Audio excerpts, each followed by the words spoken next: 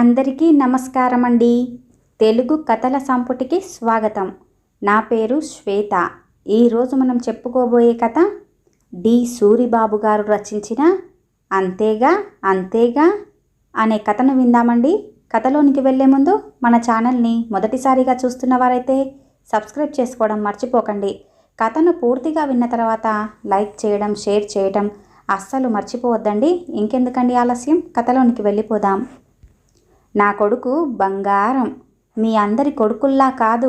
వాడు అమ్మకు చెప్పనిదే ఏ ఒక్క పని చెయ్యలేడు. అమ్మను చూడందే ఒక్క నిమిషమైనా ఉండలేడు అంటూ కొడుకు మీద కొండంత ప్రేమతో అంది కోటేశ్వరమ్మ. అది చూస్తాంగా, మీ తల్లి కొడుకుల అనురాగాలు ఇంకా ఎన్నాళ్ళోనని.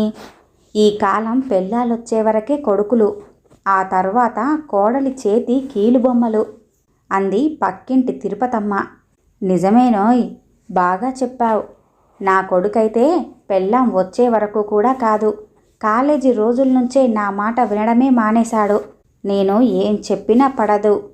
అప్పుడే మొదలైపోతుంది అమ్మ మాటలు చాదస్తం అనే అభిప్రాయం అంటూ నిట్టూర్చింది పై ఇంటి జానకమ్మ. నా కొడుకు మాత్రం చాలా మంచోడు, అమాయకుడును. పెళ్ళికి ముందు వరకు నా మాటే వేదం అనేవాడు. ఈ మధ్య పెళ్ళై 6 నెలలు అయ్యిందో లేదో, ఆ వగలాడి ఏం మందు పెట్టిందో గాని నేను ఎడ్డెమంటే తెడ్డెమంటున్నాడు అంది బాధగా ఎదురింటి అనంతమ్మ. మీరెన్నైనా చెప్పండి, నా కొడుకు ఇప్పుడెలా ఉన్నాడో పెళ్ళయ్యాక కూడా అలాగే ఉంటాడు. కావలిస్తే పెళ్ళాన్ని కూడా నా మాట వినేలా చేస్తాడు. చూస్తూ ఉండండి. నా మాట నిజమని మీరే ప్రత్యక్షంగా చూసి మరీ ఒప్పుకుంటారు అంటూ పందెం కాస్తున్నట్టే ధీమాగా చెప్పింది కోటేశ్వరమ్మ. సర్లే, ఇక పదండి, ఎవరింటికి వాళ్ళం వెళ్ళిపోదాం. కోడళ్ళు, కొడుకులు, మనవలు, మనవరాళ్ళు అందరూ వచ్చే సమయం ఆసన్నమవుతోంది. మన కొడుకులకు పెళ్ళిళ్ళై అనుభవిస్తున్నాం కాబట్టి ఇలా చెప్పాం. తనకు తెలుస్తోందిలే ఎంత, ఇంకో 2 నెలల్లో కొడుకు పెళ్ళి ఎలాగూ నిశ్చయమైంది కదా. ఈ రోజుకి సరిగ్గా 6 నెలలే ఉంది. 6 నెలలలో మనతోనే ఈ సంగతులన్నీ చెప్పుకొని బోరు మనకా పోదు, మనం ఓదార్చక పోమో అంటూ పిచ్చాపాటి ముగించుకొని అందర్నీ ఇళ్లకు బయలుదేరదీసింది తిరుపతమ్మ. పెళ్ళి వైభవంగా జరిగిపోయింది. 16 రోజుల పండగ, హనీమూన్లు అన్నీ కూడా అయిపోయి కోటేశ్వరమ్మ కొడుకు భరణి ఆఫీసుకు పెట్టిన సెలవు ముగిసి ఆఫీసు దారి పట్టాడు. పనమ్మాయి ఉదయం 5:30కే కాలింగ్ బెల్లు కొడితే ఎలాగూ మెలకువ వచ్చేస్తుంది కాబట్టి కోటేశ్వరమ్మ తలుపు తీస్తుంది. ఇల్లు తుడవటం, దగ్గరుండి గిన్నెలు కడిగించటం, బట్టలు ఆరేయించటం, ఇలా అన్ని పనులు చేసి ఆవిడ వెళ్ళేసరికి 7 గంటలవుతూ ఉంటే అప్పుడు నిద్ర లేచి ముఖం కడిగి బాల్కనీలో పేపర్ చూసుకుంటూ కనిపించింది కొత్త కోడలు ఉష. ఏదో కొత్త కదా అనుకొని మొదటి రోజు ముగ్గురికి కాఫీ కలిపి కొడుకు చేతికి 2 కప్పులు ఇచ్చి తానొకటి పుచ్చుకొని హాల్లో టీవీ చూస్తూ తాగాక తను చూస్తున్న అరగంట ప్రోగ్రాం ముగిసినా భర్తతో కబుర్లు మాని వంటగది వంకే రాలేదు కోడలు. మొదట్నుంచి గ్రిప్పులో పెట్టుకోకుంటే అత్తగారి నెత్తిన ఎక్కి కూర్చొని తనను ఆడిస్తుందన్న భయంతో తను అలాగే సోఫాని అంటిపెట్టుకుని ఉండిపోయింది కోటేశ్వరమ్మ. కోడలు కూడా ఉద్యోగం చేసే అమ్మాయే. ఏం వండి పట్టుకుపోతుందో చూద్దామని అలాగే బెట్టుగా కూర్చుంది. 9ంటికి ఇద్దరు స్నానాలు ముగించి బ్యాగులు వీపుకు వేసుకొని బాయ్ బాయ్ అంటూ బయటపడ్డారు. వార్నాయనో, చూడబోతే ఈ పక్కింటి వాళ్ళందరూ అన్నట్టే నా ఇంట్లోనూ జరిగేలా ఉందే. దీన్ని మొగ్గలోనే తుంచకపోతే అందరి ముందు చులకనైపోతాను నేను అనుకుంది కోటేశ్వరమ్మ. సాయంత్రం 6:30, 7ంటికల్లా ఇంటికి వచ్చేసే కొడుకు ఆ రోజు రాత్రి 9 అయినా రాలేదు. కోడలు అంతే. ఎలాగైనా కోడలితోనే రాత్రి వంట చేయించి తినాలన్న కోరిక ఆదిలోనే హంసపాదై తనకు ఆకలైతే ఏమైనా కావాలి కదా అనుకొని దోసల పిండి ఉంటే వేసుకొని తిని పడుకుంది. రాత్రి 10ంటికి వచ్చారు ఇద్దరు. ముభావంగా ఎందుకింత లేట్ అయిందని కూడా అడగకుండా తన గదిలోకి వెళ్ళిపోయింది కోటేశ్వరమ్మ. వాళ్ళు కూడా ఏమీ చెప్పకుండానే ఆఫీసులు అయిపోయాక అట్నుంచట్టే సినిమా చూసి వస్తున్నామన్న రీజన్ కూడా చెప్పకుండా వెళ్ళిపోయారు వారిద్దరూను. మర్నాడు ఉదయం పని మనిషి ఎంత కాలింగ్ బెల్లు కొట్టినా లేవలేదు కోటేశ్వరమ్మ. నిద్రకు డిస్టర్బ్ అయ్యి కొడుకే వెళ్ళి తలుపు తీశాడు. ఆ తర్వాత చిన్నగా లేచి తన కోసం మాత్రమే కాఫీ కలుపుకుంది. కనీసం కాఫీ అయినా లేకపోయేసరికి అప్పుడు అమ్మ గుర్తొచ్చి, అమ్మా కాఫీ అన్నాడు కొడుకు. ఇంకా నేనెందుకు కాఫీ ఇస్తాన్రా, నీ కొత్త పెళ్ళాన్ని అడుగు, అసలు నాకు కూడా తనే ఇవ్వాల్సింది. ఇంట్లో పెద్ద చిన్న అన్న మర్యాద గౌరవం ఏమైనా ఉంటే కదా అంటూ తాగేసిన గ్లాసును పనమ్మాయి చేతికిచ్చి టీవీ చూస్తూ కూర్చుంది. తప్పదన్నట్టుగా భార్యను నిద్రలేపాడు. ఉషా ఉషా, త్వరగా కాఫీ కలుపు, నేను స్నానానికి వెళ్ళాలి అంటూ దుప్పటి ముఖం మీద నుంచి తీసి సెల్ ఫోన్లో టైం చూసి, ఏంటండి 6:30గా, అప్పుడేనా? నాకసలే కాఫీ కలపటం కూడా సరిగా రాదు. అత్తయ్యను అడగవా ప్లీజ్? ఎలాగూ నేను కూడా లేచానుగా, నాకు కూడా ఒక కప్పు కాఫీ కలపమని చెప్పండి అంది. అడిగా, కొత్త కోడలొచ్చాక కూడా నేనెందుకు కాఫీ ఇవ్వాలి, అసలు నాకు కూడా కోడలే కదా ఇవ్వాలి అని అమ్మ కోపంగా ఉంది అంటూ చెప్పాడు కబ్బోర్డులో నుంచి బట్టలు తీసుకుంటూ. అదేంటండి, అలా అయితే మీరు కలపొచ్చుగా కాఫీ, నేను నీకన్నా ఎక్కువ శాలరీకి ఉద్యోగం చేస్తున్నాను కదా, ఆవిడేం చేస్తున్నారు మరి ఇంట్లో, ఖాళీగా ఉంటే ఏం తోస్తుందట. మా అమ్మ నేను ఏదైనా పని చెయ్యబోతే, వద్దు ఉద్యోగం చేస్తున్నావు అలసిపోతున్నావు కదా, ఇంట్లో పనులు ఎందుకు చేయటం అనేది. అదేనేమో అమ్మకు అత్తకు తేడా. అమ్మలేమో ఉద్యోగం చేస్తుంది కదా అలసిపోతుంది అని అర్థం చేసుకుంటారు. అత్తలు మాత్రం సంపాదించే కోడలు కావాలి, ఇంట్లోనూ చాకిరీ చేయాలి అంటారు అంటూ విసుక్కుంది ఉష. అమ్మాయివై ఉండి నీతోనే మీ అమ్మ పని చేయించలేదు అని అంటున్నావు కదా, ఇక అబ్బాయినైన నాతో మా అమ్మ ఎలా పని చేయిస్తుందనుకుంటున్నావు? నీకు కనీసం కాఫీ పెట్టడమైనా వచ్చు, నాకైతే అది రాదు. ఉషా ప్లీజ్, ఇక మాటలు కట్టిపెట్టి లేవవా అన్నాడు భరణి బాత్రూంలోకి వెళ్ళి తలుపు వేస్తూ. అయితే వెళ్ళి క్యాంటీన్లోనే తాగండి అని చెప్పింది మళ్ళీ ముసుగు పెట్టుకుంటూ. చిచి, అందుకేనేమో నా ఫ్రెండ్స్ ముందే చెప్పారు, పెళ్ళయ్యాక మొదలవుతుంది అసలు నరకమని.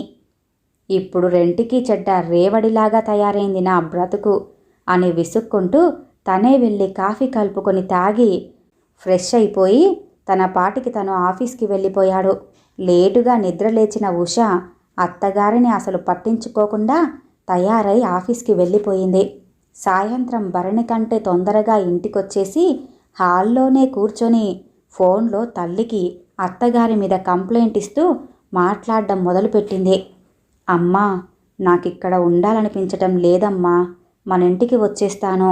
మా అత్తగారు నన్ను కావాలనే సాధిస్తున్నారు. ఆవిడ మాటలే మా ఆయనకు వేదం. ఆమెకు బుద్ధి చెప్పలేక నా మీద చిందులేస్తున్నారమ్మా అంటూ అవతల నుంచి ఏం రెస్పాన్స్ వచ్చిందో గాని బ్యాగు పుచ్చుకొని అమ్మగారింటికి ప్రయాణమైపోయింది ఉష. భర్తకు మాత్రం ఫోన్ చేసి నేను మా అమ్మ వాళ్ళింటికి వెళ్తున్నాను అని చెప్పింది. కోటేశ్వరమ్మకు దిమ్మ తిరిగి మైండ్ బ్లాంక్ అయినట్టుగా అనిపించింది. ఈ కాలం ఆడపిల్లలు మరీ ఇలా ఉన్నారా? మా రోజుల్లో అత్తగారు ఎన్ని ఆరళ్ళు పెట్టినా ఎంత భరించేవాళ్ళం. పైగా పుట్టింటి వాళ్లకు బాధలు చెప్పుకున్నా అత్త చెప్పినట్లుగా నడుచుకోమ్మా అనేవాళ్ళు. ఇప్పటి తల్లిదండ్రులైతే వచ్చేయమ్మా అంటున్నారేమో అనుకుంది. భరణి రాత్రి 8ంటికి ఇంటికి వచ్చాడు ఆఫీస్ నుంచి. తల్లి భోజనం వడ్డిస్తూ ఉంటే, అమ్మా నిజంగా నువ్వు చెయ్యలేకపోతే చెప్పమ్మా, వంట వార్పు, వంటమ్మాయిని పెట్టుకుందాం, నీకు శ్రమ తగ్గుతుందిగా. అంతేకాని మీ కాలంలో లాగా కోడలిని సాధించటం అలగటం అలాంటివి వద్దమ్మా. మాకసలే ఆఫీసు పని ఒత్తిడే ఎక్కువగా ఉంటే ఈ కోపాలు, సర్ది చెప్పుకోవటాలు, సంజాయిషీలు ఇచ్చుకోవటాలు ఇవన్నీ ఎక్కడ పడతాం అన్నాడు కొడుకు. అదేంట్రా అలా అంటావు? నేనిప్పుడు ఏమన్నానని? ఎంత ఉద్యోగం చేసినా ఆడపిల్ల ఆడపిల్లే కదా, పైగా పెళ్ళై అత్తవారింటికొచ్చిన కొత్త కోడలు కదా. ఏదో కాస్త అత్తగారిని పలకరిస్తూ ఓ 5 నిమిషాలు కాఫీ అయినా కలుపుకుంటే బాగుంటుంది కదా అని చెప్పాను. మధ్యాహ్నానికి రాత్రికి నేనేగా వంట చేస్తున్నాను. నీ పెళ్ళికి ముందు నువ్వైనా కాస్త డైనింగ్ టేబుల్ దగ్గర నోరు విప్పి 4 మాటలు మాట్లాడేవాడివి. ఇప్పుడు ఆ 2 ముక్కలు నీ భార్య దగ్గర మాట్లాడేసి నన్నొక మర యంత్రంలా చూస్తున్నారు. అంతేలేరా, పెళ్ళాం బెల్లమైంది, అమ్మ అల్లమైంది. నువ్వు కూడా అందరు కొడుకుల్లాగానే నన్నేదైనా వృద్ధాశ్రమంలో చేర్పించేసేయి అంటూ ముక్కు చీదుతూ అంది కోటేశ్వరమ్మ. అబ్బబ్బా, ఏడుపులాపమ్మా, నాకు భరించే ఓపిక లేదు అనేసి తన గదిలోకి వెళ్ళిపోయాడు. కోటేశ్వరమ్మ బాగా హర్ట్ అయింది. మర్నాడు బ్యాగు తీసుకొని నేను మామయ్య వాళ్ళ ఊరికెళ్తున్నాను అనేసి ఆటోలో బస్టాండ్కు వెళ్ళిపోయింది. దింపడానికి కొడుకు సహాయమైనా ఆశించలేదు.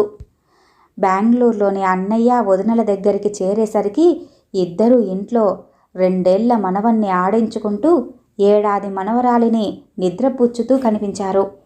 అదేమిటి వదినా, ఈ వయసులో మీకీ శ్రమ ఎందుకు? కోడలేమైంది అంటూ అడిగింది. పాపం వదినా, ఇద్దరూ ఉదయం 6ంటికి ఒకరు, 7ంటికి ఒకరు ఉద్యోగాలకు వెళ్ళిపోతారు. రావటం 7ంటికో 8ంటికో వస్తారు. వాళ్ళు మనుషులే కదా, వస్తూనే అలసిపోయి స్నానాలు ముగించి తిని పడుకుంటారు. ఓ అరగంట పిల్లలతో గడుపుతారు.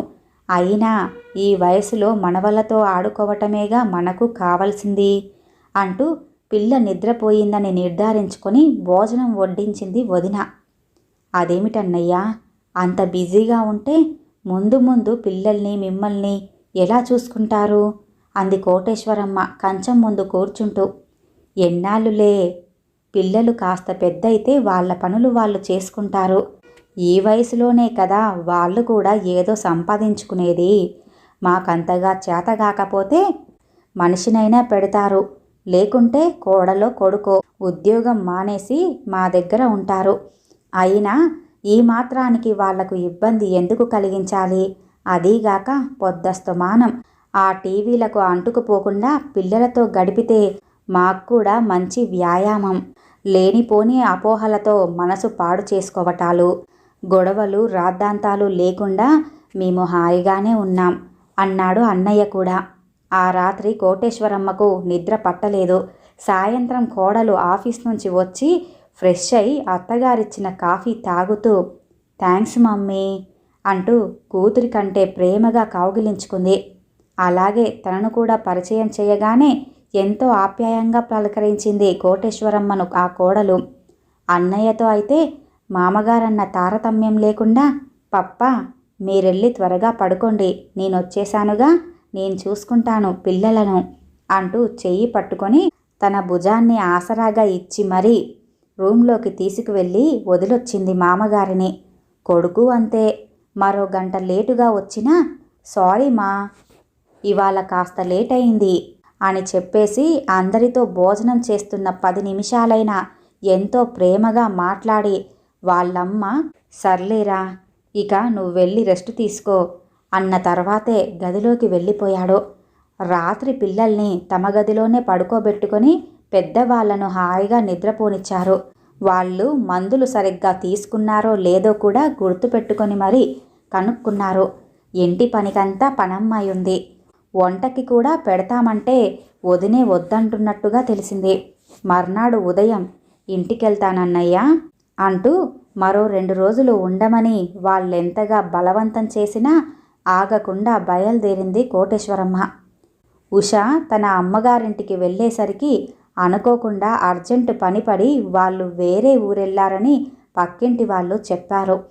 తిరిగి అత్తగారింటికే వెళ్తే చులకనవుతుందని ఊళ్ళోనే ఉంటున్న తన పెదనాన్న కూతురు మమత వాళ్ళింటికెళ్ళింది. మమత చాలా ఆశ్చర్యపోయింది అనుకోకుండా ఉష వచ్చినందుకు. రావే ఉష, ఏంటి ఇలా వచ్చావ్? దేవిగారికి మా ఇంటి మీద ఇంత దయ కలిగిందా అంటూ సాదరంగా ఆహ్వానించింది. ఎవరు మమత వచ్చింది అంటూ వచ్చింది వాళ్ళత్తగారు. మా పెద్ద బాబాయ్ గారి కూతురు ఉష అత్తమ్మ అంటూ చెప్పింది మమత. అవునా, లోనికి తీసుకెళ్ళు, ఎండన పడి వచ్చినట్టుంది, ముఖం కడుక్కోమని నిమ్మరసం ఇచ్చేసేయి అనేసి టీవీ చూడ్డంలోనే లీనమైపోయింది. మమత నిమ్మరసం చల్లటి కుండ నీళ్లతో తెచ్చింది.